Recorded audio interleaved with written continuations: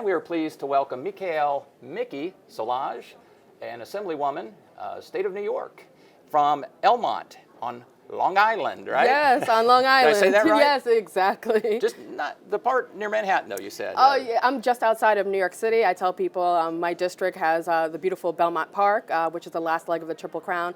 And now we host the UBS Arena, which has the Islanders. Not that you're proud of your district or anything. anything. Yeah, super proud. I'm surprised you don't have the brochures you could put out here for us. Oh, please, yes. If you ever want to come over, you're welcome. I may have to beat a path to your door. Yes. Tell me about your attendance here. What do you hope to take away from this conference? Oh, well, to be at NCSL Summit is always a pleasure. I serve on the executive team, so it's really great seeing the vision that we created implemented by the great team and staff here at NCSL.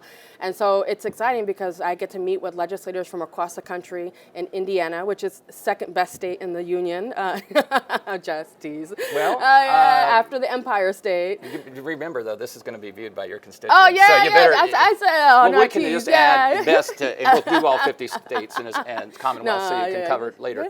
So that's, what is the value of it? I mean, there are those who would say, well, New York, that's so different from, pick your other state in the Midwest, but yet you bring people, 5,000, 6,000 lawmakers and staff members together once a year for the Legislative Summit.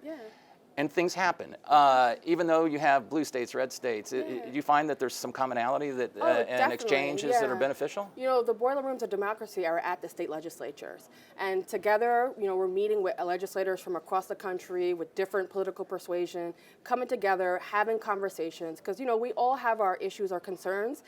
We may approach it at different levels, but at the end of the day, we mostly have some of the same problems, whether it's housing, the energy crisis, the affordability crisis. You know, we have a lot of issues that are happening throughout the country, and so as state legislators, we can uniquely tackle them, and we can find out best practices and work together.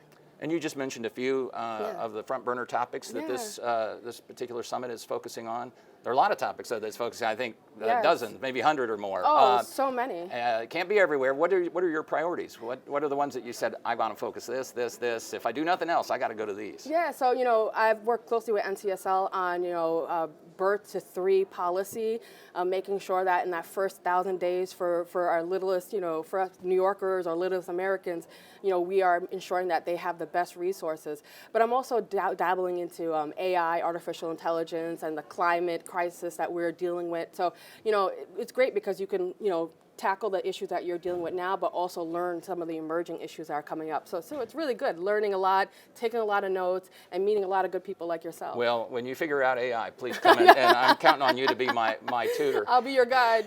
What is the process of how things that you glean here and take away here translates into, does it actually, is there a direct line, and maybe I'm oversimplifying it, between what you learn here and proposed legislation, or is it not so specific? Maybe it's just more about shaping the conversation or becoming better aware of issues, emerging issues. How does it work? Exactly. You know, the Legislative Summit gives an opportunity for us to meet with advocates, you know, activists, experts, also acquire model legislation, or look at what other states are doing and finding out their best practices, the whole gauntlet. So really, it's a great opportunity for everything and anything, and it's like, you know, anything, you know, what you put into it, you get.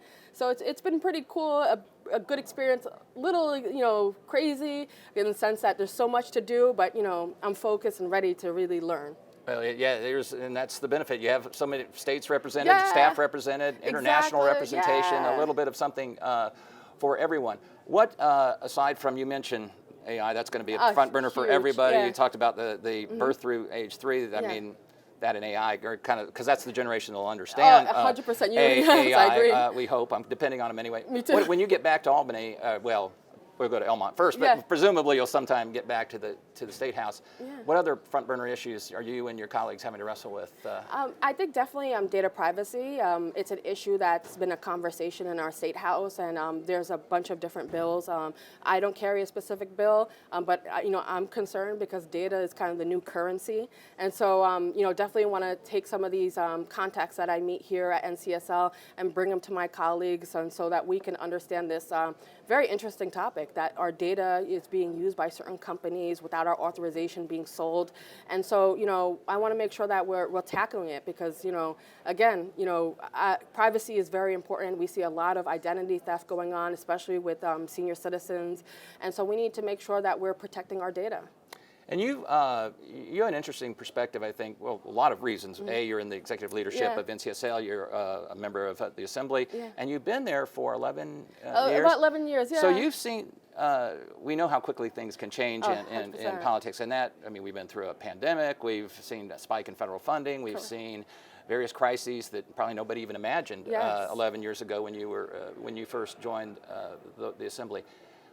Am I right? Are things changed? I mean, would you recognize what the challenges facing you and your colleagues across the country? I guess the question here is, how has the role of being a state lawmaker changed in that 11 years, would you think? There's been a dynamic shift when it comes to policy and even politics. And, we see that on a federal level, not much is moving. And so it's a lot of the states that are kind of, leading the effort. And so, it's been a dynamic change. Like you said, we would never have predicted, a pandemic, a climate crisis, or affordability crisis. And we have that trifecta affecting New Yorkers. And so we really need to make sure that we're pushing initiatives to help Long Islanders and making sure that they can stay on Long Island because we do have a migration crisis. A lot of people are leaving New York for other places. So we really need to stabilize our communities, look at how we can tackle the climate crisis because we're paying for it at the end of the day. And we also need to make sure that we are tackling the affordability crisis because many people, especially on Long Island, can't afford groceries, they can't afford rent, they can't afford transportation.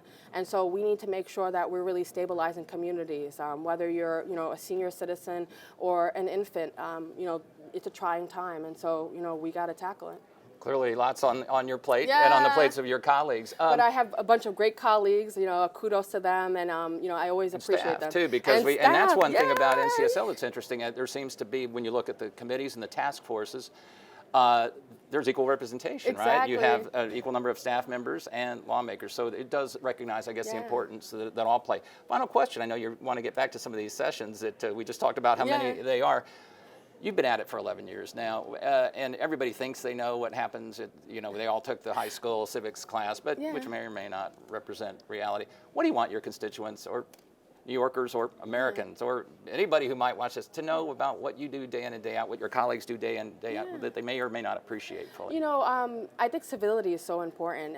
In a time where there's hyper, polarization, where it's hard to bring people into the room and have conversations, know that in Albany, we are doing that. Whether you're a Democrat or Republican or independent, we are all sitting at the table making sure that we're prioritizing New Yorkers. And so, it's exciting that whether it's at NCSL or the State House in Albany, we're working to make sure that we're making our state and our country better. Well, I think that's something everybody can applaud. Making your community better, making your state better, from whatever state one comes from. And that's what we can applaud about this kind of event. Assemblywoman Mickey Solage from Elmont on Long Island, a Democrat representative. We thank you for joining us. I appreciate your sharing your thoughts on the conference, on the Legislative Summit, and on the issues more broadly that face your state. Thank you. Thank you.